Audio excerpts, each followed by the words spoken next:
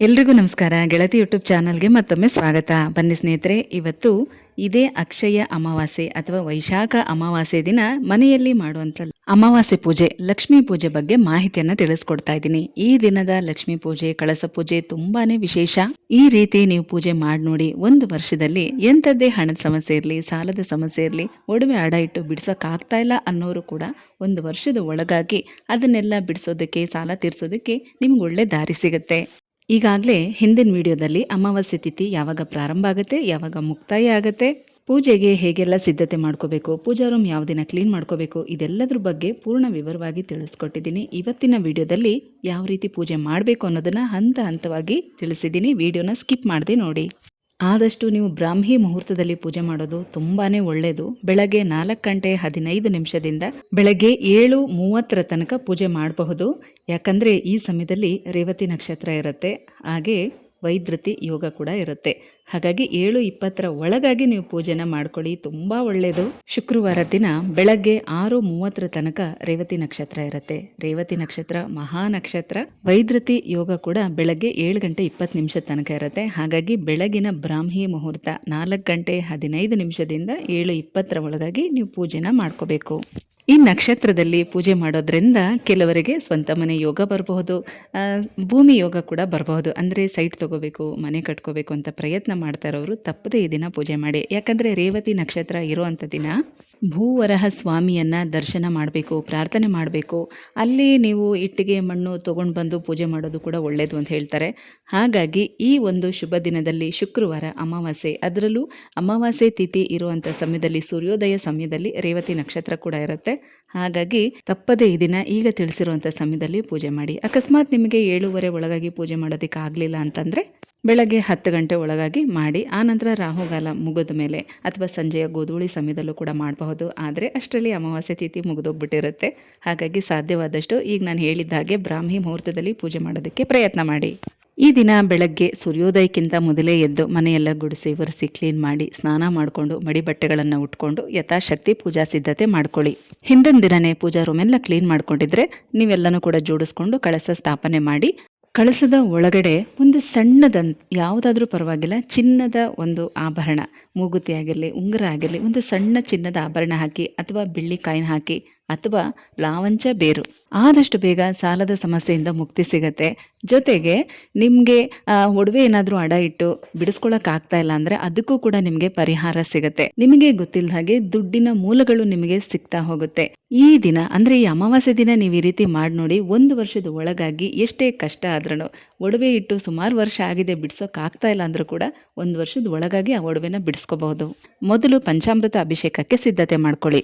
ಹಾಲು, ಮೊಸರು, ತುಪ್ಪ ಅಥವಾ ಜೇನುತುಪ್ಪ, ಹಣ್ಣುಗಳು, ಡ್ರೈ ಫ್ರೂಟ್ಸು, ಕೆಂಪು ಕಲ್ಸಕ್ಕರೆ, ಹೀಗೆ 5 ಪದಾರ್ಥಗಳನ್ನು ಸೇರಿಸಿ ಅಭಿಷೇಕ ಮಾಡ್ಕೋಬೇಕು. ಲಕ್ಷ್ಮೀನಾರಾಯಣನ ವಿಗ್ರಹ, ಗಣಪತಿ ವಿಗ್ರಹನ ಇಟ್ಟು ಅಭಿಷೇಕ ಮಾಡಬೇಕು.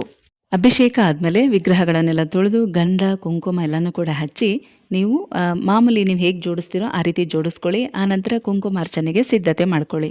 ಒಂದು ಪ್ಲೇಟ್ ಮೇಲೆ 2 ವೀಳ್ಯದೆಲೆ ಇಟ್ಕೋಬೇಕು. ತೊಟ್ಟು ದೇವ್ರ ಕಡೆ ಇರಬೇಕು, ತುದಿ ನಿಮ್ಮ ಕಡೆ ಇರಬೇಕು, ಆ ರೀತಿ ಇಟ್ಕೊಳ್ಳಿ. ಹಾಗೆ ಒಂದು ಬಟ್ಲಡಿಕೆನ ಇಟ್ಕೋಬೇಕು. ಅದ್ರ ಮೇಲೆ ನೈವೇದ್ಯಕ್ಕೆ ಸಿಹಿ ಪೊಂಗಲ್ ಅಥವಾ ಬೆಲ್ಲದ ಪಾಯಸ ಈ ದಿನ ಮಾಡಿ. ಯಾಕಂದರೆ ಈ ದಿನ ಅಮಾವಾಸ್ಯೆ ಆಗಿರೋದ್ರಿಂದ ಬೆಲ್ಲದ ಸಿಹಿ ಪದಾರ್ಥಗಳನ್ನು ದೇವಿಗೆ ನೈವೇದ್ಯ ಮಾಡಬೇಕು.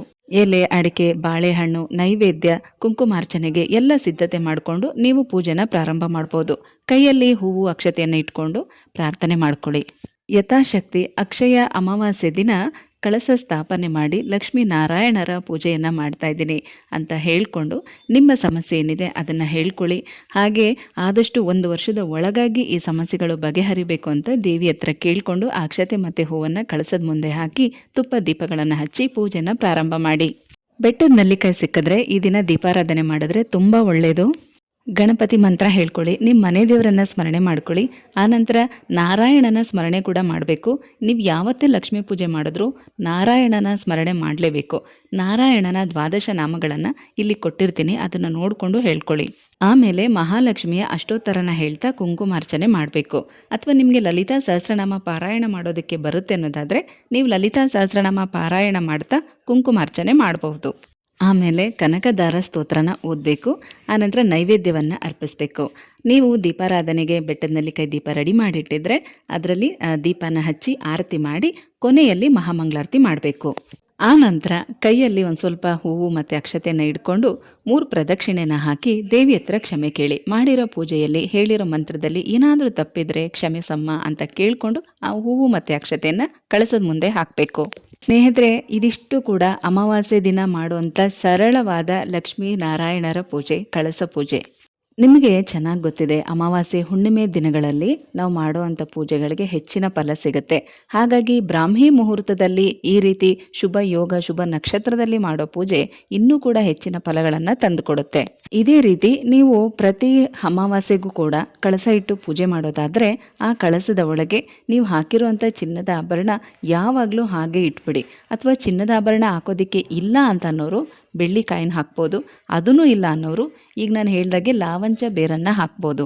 ಲಾವಂಚ ಬೇರನ್ನು ಹಾಕೋದಾದರೆ ಪ್ರತಿ ಸಲ ನೀವು ಕಳಸ ಬದಲಾಯಿಸುವಾಗ ಹೊಸ ಬೇರನ್ನು ಹಾಕಬೇಕು. ಹಳೆ ಲಾವಂಚ ಬೇರನ್ನು ನಿಮ್ಮ ಪರ್ಸಲ್ಲಿ ಅಥವಾ ನಿಮ್ಮ ಕ್ಯಾಶ್ ಬಾಕ್ಸಲ್ಲಿ, ವ್ಯಾಪಾರ ಮಾಡುವಂಥ ಸ್ಥಳಗಳಲ್ಲಿ ಅಂದರೆ ನಿಮ್ಮ ಅಂಗಡಿಗಳಲ್ಲಿ ಕ್ಯಾಶ್ ಬಾಕ್ಸಲ್ಲಿ ಅಥವಾ ಮನೆಯಲ್ಲೇ ನಿಮ್ಮ ಬೀರುಗಳಲ್ಲಿ ಇಟ್ಕೋಬೇಕು. ಮುಂದಿನ ಸಲ ನೀವು ಹೊಸ ಲಾವಂಚ ಬೇರನ್ನು ಇಡುವಾಗ ಅಂದರೆ ಕಳಸ ಬದಲಾಯಿಸಿ ಆ ಬೇರನ್ನು ತೆಗೆದು ಹೊಸದು ಹಾಕುವಾಗ ನೀವು ಮೊದಲೇ ಇಟ್ಟಿರೋಂಥ ಹಳೆಯ ಲಾವಂಚ ಬೇರನ್ನು ತೆಗೆದು ಅದನ್ನು ಹಾಗೆ ಕೈಯಲ್ಲಿ ಕಟ್ ಮಾಡಿ ಗಿಡಗಳಿಗೆ ಹಾಕ್ಬೋದು. ಇದೇ ರೀತಿ ನೀವು ಮುಂದಿನ ಅಕ್ಷಯ ಅಮಾವಾಸ್ಯೆ ತನಕ ಮಾಡ್ತಾ ಬನ್ನಿ. 1 ವರ್ಷದ ಒಳಗಾಗಿ ಅದು ಎಂಥದ್ದೇ ಸಮಸ್ಯೆಗಳಿದ್ರೂ ಕೂಡ ಬಗೆಹರಿಯುತ್ತೆ. ಅದನ್ನು ಬಗೆಹರಿಸೋ ದಾರಿಗಳು ನಿಮಗೆ ಕಾಣಿಸುತ್ತೆ. ಈಗ ನಾವು ಈ ರೀತಿ ಪೂಜೆ ಮಾಡೋದ್ರಿಂದ ನಮಗೆ ದುಡ್ಡು ಸಿಗತ್ತೆ, ಸಾಲ ತೀರುತ್ತೆ, ಒಡವೆ ಬಿಡಿಸ್ಕೋಬಹುದು, ಇದನ್ನೆಲ್ಲ ಹೇಳ್ತೀವಿ. ಅದೆಲ್ಲ ಹೇಗಾಗತ್ತೆ ಅಂದರೆ ನಿಮಗೆ ಅದಕ್ಕೆ ತಕ್ಕಂಥ ದಾರಿಗಳು ಕಾಣಿಸುತ್ತೆ, ಐಡಿಯಾ ಸಿಗುತ್ತೆ, ಯಾರಾದರೂ ಸಹಾಯ ಮಾಡುವಂಥ ವ್ಯಕ್ತಿಗಳು ನಿಮಗೆ ಸಿಗ್ತಾರೆ. ಇನ್ನು ಈ ಕಳಸ ನೀವು ವಿಸರ್ಜನೆ ಮಾಡಬೇಕು ಅಂತೇನಿಲ್ಲ. ಯಾಕಂದರೆ ನೀವು ಪ್ರತಿದಿನ ಪೂಜೆ ಮಾಡುವಂಥ ಮಾಮೂಲಿ ಕಳಸ ಇಟ್ಟಿರ್ತೀರ. ಹಾಗಾಗಿ ಇದನ್ನು ವಿಸರ್ಜನೆ ಮಾಡಬೇಕು ಅಂತೇನಿಲ್ಲ. ಅಕ್ಷಯ ತೃತೀಯ ದಿನ ಕೂಡ ನೀವು ಹಾಗೆ ಪೂಜೆ ಮಾಡ್ಬೋದು. ಮಾರನೇ ದಿನ ಶನಿವಾರ ಬೆಳಗ್ಗೆ ವಿಗ್ರಹಗಳನ್ನು ಮಾತ್ರ ತೆಗೆದು ತೊಳೆದು ದೀಪಗಳನ್ನೆಲ್ಲ ತೊಳೆದು ನೀವು ಶನಿವಾರದ ಬೆಳಗ್ಗೆ ಮಾಮೂಲಿ ಪೂಜೆ ಮಾಡಿಕೊಂಡ್ರೆ ಸಾಕು. ಕೆಲವರು ತೆಂಗಿನಕಾಯಿ ಕಳಸ ಇಡೋದಿಲ್ಲ, ಎಲೆ ಕಳಸ ಇಡ್ತೀವಿ ಅನ್ನೋರು ಕೂಡ ಅದೇ ಕಳಸದ ಚೆಂಬಲ್ಲೂ ನೀವು ಈ ರೀತಿ ಚಿನ್ನ, ಬೆಳ್ಳಿ ಅಥವಾ ಲಾವಂಚದ ಬೇರನ್ನು ಹಾಕ್ಬೋದು. ಅಮಾವಾಸ್ಯೆ ಪೂಜೆ ಇದಿಷ್ಟು ಮಾಡಿ ಅಕ್ಷಯ ತೃತೀಯ ದಿನ ಯಾವ ರೀತಿ ಪೂಜೆ ಮಾಡಬೇಕು ಅಂತ ಮುಂದಿನ ವಿಡಿಯೋದಲ್ಲಿ ತಿಳಿಸ್ತೀನಿ. ಸ್ನೇಹಿತರೆ, ನಿಮಗೆ ಸರಳವಾದಂಥ ಈ ಪೂಜಾ ವಿಧಾನ ತಿಳಿಸ್ಕೊಟ್ಟಿದ್ದೀನಿ.